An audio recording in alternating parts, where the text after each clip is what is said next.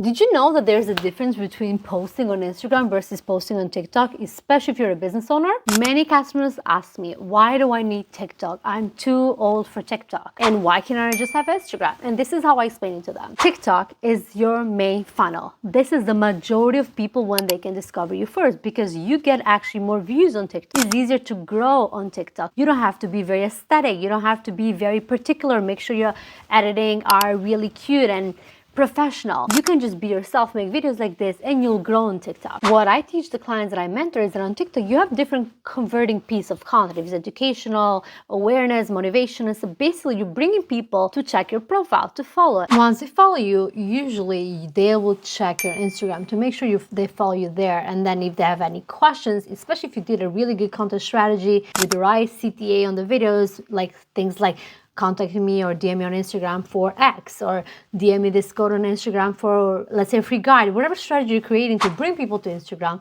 they'll check your Instagram. And that's where they're actually nurturing. Like, you can nurture your community. Like, they'll be DMing, you can respond, you'll build relationships, they'll lead to leads, phone calls, and Calendly links and whatnot. And that's how you basically, with your more aesthetic, more nurtured, and more niche content on Instagram, can actually nurture these people and convert them from followers to either loyal followers or just like leads and customers.